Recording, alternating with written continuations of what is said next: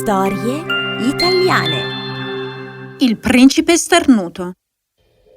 Molto tempo fa, un re e una regina fecero una bellissima festa in onore del battesimo del loro figlio appena nato, il principe Rolandor. Il banchetto fu allestito nella grande sala del castello. C'era un enorme buffet pieno di cibo, zuppe, torte, punch e naturalmente la preferita di tutti, la crostata alle fragole.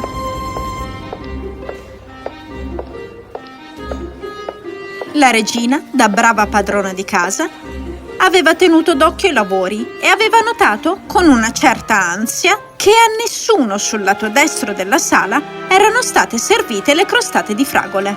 In quel momento il capo cuoco arrivò piuttosto pallido e preoccupato. Si agitò tra la folla e le sussurrò all'orecchio: Vostra Maestà, le crostate di fragole sono finite! La regina impallidì. Hai molti altri dolci? Sì, Vostra Maestà. Fai in modo che vengano serviti immediatamente. Il cuoco si ritirò e la regina si diede da fare. Dopo pochi minuti, una voce rimbombò all'improvviso: Dov'è il mio pezzo di torta alle fragole? Sorpresi, tutti si voltarono e videro un'anziana fata di nome Malvolia in piedi, con le braccia sui fianchi, che fissava il suo piatto di éclair. La regina corse da lei. Mi dispiace tanto, signora Malvolia, ma le crostate di fragole sono finite. Vuoi dire che hai cucinato abbastanza solo per i tuoi amici intimi? Ne faremo subito arrivare una. Crostatine alle fragole preparate dalle mani della regina stessa solo per i suoi amici cari. Ma per me, una fata di età e distinzione, una normale éclair del fornaio. Mi sento profondamente insultata da tutti voi. Pagherete a caro prezzo questa umiliazione. Maledico il principe affinché ogni volta che starnutirà qualcosa cambierà fino a che... In quel momento il vento del nord soffiò attraverso le finestre aperte della sala, portando via l'ultima frase di Malvolia. Malvolia poi schioccò le dita e scomparve davanti agli occhi delle persone. Si udì il pianto di un bambino e il re e la regina si precipitarono in preda al panico verso il luogo in cui il loro figlioletto giaceva, nella sua culla su una piattaforma rialzata in fondo alla sala. La faccia del principe era contorta e poi improvvisamente si lasciò sfuggire un terribile starnuto.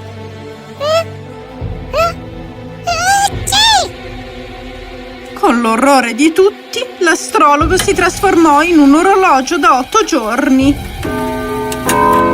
Guardie, prendete l'orologio e appendetelo nella sagrestia della cattedrale. Ci fu un mormorio tra la folla quando 2 guardie arrivarono e portarono via l'orologio. Il banchetto si concluse piuttosto cupamente. Più tardi, il re e la regina mandarono a chiamare il dottor Pill, il medico di corte. Come possiamo impedire che il principe starnutisca, dottore? Il principe va protetto da fattori che causano starnuti, come correnti, freddo e pepe. Tenete il principe in una stanza speciale dove non può incontrare nessuno finché lei o lui non siano esaminati per malattie e non abbiano vestiti sterili. Se Sua Maestà ha un castello sulle montagne, lasci che il principe sia tenuto lì per via dell'aria pulita. C'è una torre sulla Montagna d'Oro. Quello è un posto bello e salutare. Così, come concordato, il principe fu presto trasferito nella torre. Gli anni passarono. Nessuno fu in grado di rompere l'incantesimo di Malvolia, poiché l'ultima frase di Malvolia era stata portata via dal vento. Sfortunatamente, la stessa Malvolia era scomparsa. Il principe adesso era un bel ragazzino. Insegnanti esperti gli insegnavano storia, musica, disegno, danza e tutte le altre cose che un principe dovrebbe sapere, ma della vita reale non sapeva quasi nulla. Il suo compagno più fedele durante questi anni di solitudine era un barboncino di nome Poldo, che parlava molto bene l'inglese. Non si è mai visto un animale più amichevole, saggio e devoto. Un giorno, poco prima del 21° compleanno del principe, nonostante le precauzioni prese, il principe starnutì 3 volte.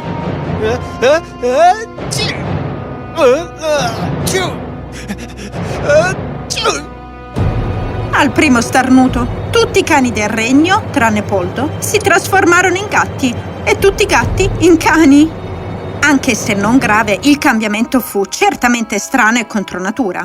Tutti i gatti uscivano abbaiando alle persone e le inseguivano per le strade, mentre i cani invece rimanevano in cucina sotto i fornelli a guardare i topi nella dispensa.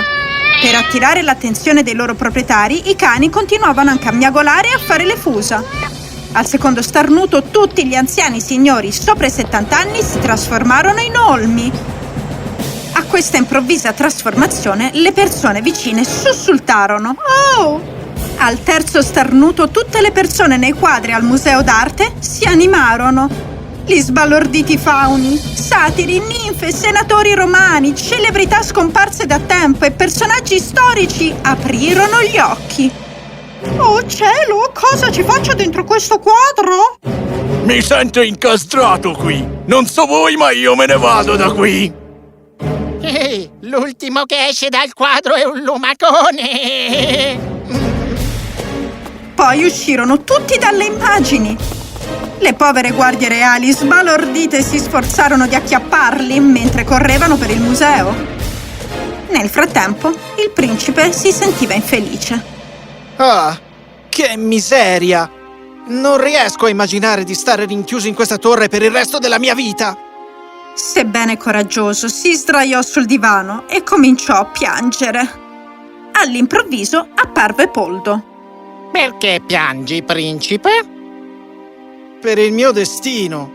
Non posso sopportare il pensiero che potrei trascorrere tutti i miei giorni in questa torre e non vedere mai il grande mondo.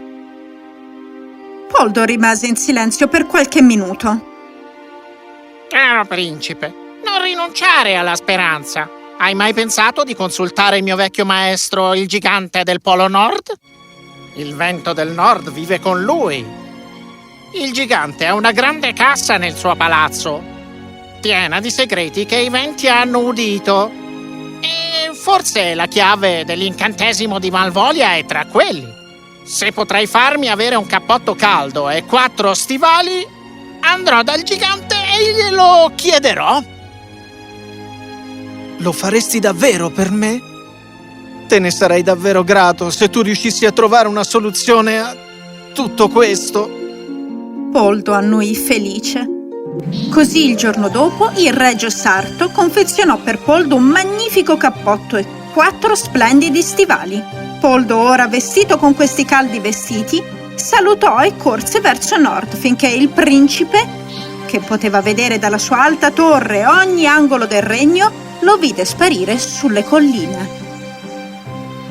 Incurante delle creature pericolose, Poldo attraversò la foresta oscura e il potente oceano ghiacciato e si fermò solo quando arrivò al palazzo del gigante. Quando vi entrò, trovò il gigante, un tipo alto, forte, dai capelli biondi, che indossava una corona di ghiaccio e un grande mantello ampio fatto da un panno bianco morbido, seduto su un enorme blocco di cubetti di ghiaccio. I suoi aiutanti erano le folate di vento. Potrebbero essere meglio descritti come strane creature oscure che si muovono rapidamente avanti e indietro. E i suoi cortigiani erano i vortici e le tempeste. Benvenuto, Poldo. Cosa ti porta qui? Cerco alcune parole della fata Malvolia che furono portate via dal vento di nord-est al battesimo del principe Rolandor. Se ho le parole, con piacere. Folate di vento, portate il baule dei segreti, per favore. Le 2 folate di vento portarono il baule. Era fatto di pietra e bordato di diamanti di ghiaccio. In esso erano tenuti tutti i misteri che il vento aveva udito come segreti, confessioni, voti, risate allegre e parole semplici. E infatti, in un angolo del baule, giaceva il resto dell'incantesimo di Malvolia, una fila di piccole parole polverose e antiche che fluttuavano in mezzo all'aria. Le parole dicevano: fino a che non troverà qualcuno abbastanza coraggioso da sposarlo. Ah, perché il matrimonio deve essere sempre la soluzione? Perché non può essere finché non troverà qualcuno di leale e devoto come me, per esempio? Poldo imparò le parole a memoria. Grazie mille, gentile signore. Adesso devo andarmene. Sei sempre il benvenuto. Poldo lasciò il palazzo e corse a casa. Quando arrivò al palazzo del re, corse abbaiando di gioia, proprio nelle stanze private del re dove vide i genitori ansiosi. Oh, Poldo, vieni qui, mio caro ragazzo, dimmi, hai trovato l'ultima frase? Sì, mia regina. L'incantesimo finirà quando il principe si sposerà. Sollevati ed euforici, il re e la regina ringraziarono Poldo avvolgendolo in un abbraccio caloroso. Poi iniziarono a cercare una bella principessa che volesse sposare il loro figlio. Tuttavia, tutte le principesse avevano paura di sposare il principe e quindi rifiutarono la proposta, con grande sgomento della coppia reale. Infine, l'unica principessa rimasta era una principessa che viveva lei stessa sotto un incantesimo. Una fata, in un impeto di rabbia, aveva trasformato i suoi capelli da castani a blu acceso e le aveva dato un naso lungo fino ai piedi solo perché la principessa non l'aveva notata mentre era impegnata ad ammirarsi allo specchio. Ti prego, perdonami, non volevo insultarti. Va bene, ti perdono. Sarai libera da questa maledizione quando qualcuno a te caro sarà libero dalla sua maledizione. Addio. Questa povera principessa fu l'unica principessa disposta a sposare il povero principe Rolandor. La coppia reale non ebbe altra scelta che accettare. Presto arrivò il giorno del matrimonio. Il principe sembrava molto bello e condusse la sua sposa all'altare. Proprio mentre la cerimonia del matrimonio era a metà, il principe sentì un gran bisogno di starnutire. Si sforzò di controllarlo, ma invano.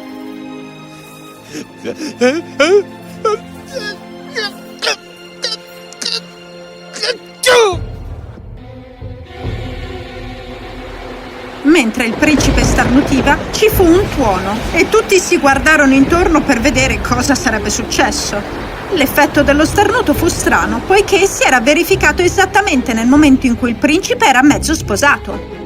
I gatti divennero di nuovo cani e i cani tornarono ad essere gatti.